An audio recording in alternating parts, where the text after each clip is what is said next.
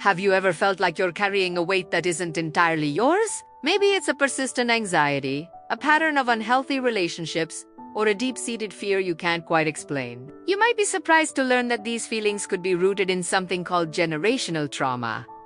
So, what is it? Generational trauma, also known as intergenerational or transgenerational trauma, is the idea that the experiences of our ancestors, especially traumatic ones, can be passed down through generations.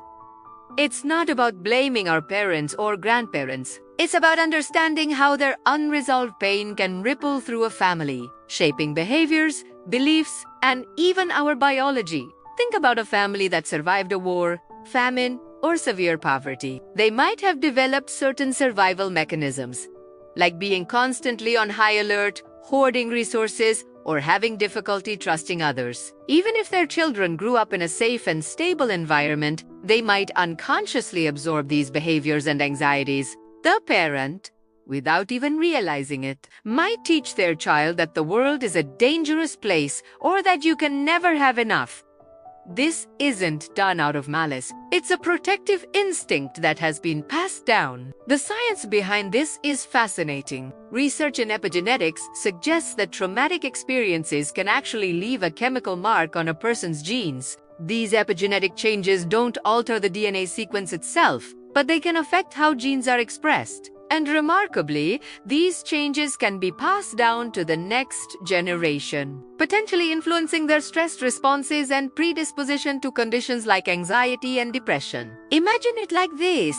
Your DNA is the hardware of a computer. Trauma doesn't change the hardware, but it can install certain software programs that run automatically in the background. You might find yourself reacting to situations in ways that do make sense for your own life experiences, but they made perfect sense for your grandmothers. So, how does generational trauma show up in our daily lives? It can manifest in many ways. You might struggle with low self-esteem, feeling like you're never good enough. It could be a constant sense of impending doom, even when things are going well. It can also appear in relationship patterns, like a fear of abandonment, difficulty with intimacy, or repeatedly choosing partners who are emotionally unavailable. Other signs include unexplained physical symptoms, chronic stress, or a feeling of being disconnected from your family and your own emotions. Recognizing these patterns is the first and most crucial step toward healing. It's like turning on a light in a dark room. Suddenly, things start to make sense. You can see that your struggles aren't a personal failing, but a legacy you've inherited. This realization itself can be incredibly empowering. So, how do we break the cycle? Healing from generational trauma is a journey, not a destination, and it's deeply personal. The first step is awareness. Acknowledge the patterns in your family and in yourself without judgment. This might involve talking to family members, if it's safe to do so, and piecing together your family's story. What hardships did they face? What were the spoken and unspoken rules of your family?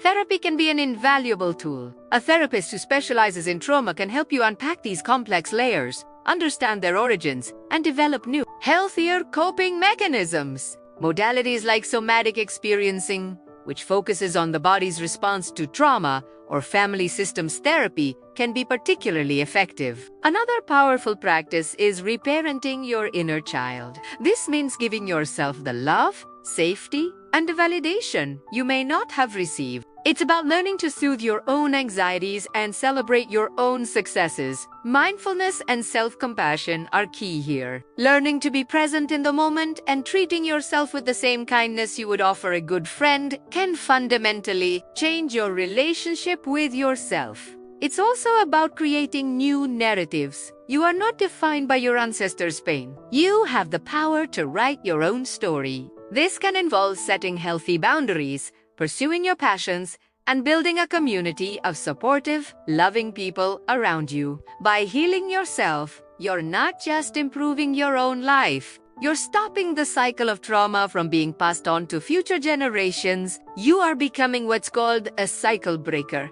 This journey requires courage, patience, and a lot of self-compassion. Remember, healing is not about erasing the past but about integrating it into your story in a way that no longer controls your present. You are capable of creating a future filled with peace, resilience, and joy. If any of this resonates with you, know that you're not alone and support is available. Seeking help from a mental health professional can be a life-changing step. Thank you for watching. If you found this video helpful, please give it a like and subscribe for more content on mental health and personal growth. Take care.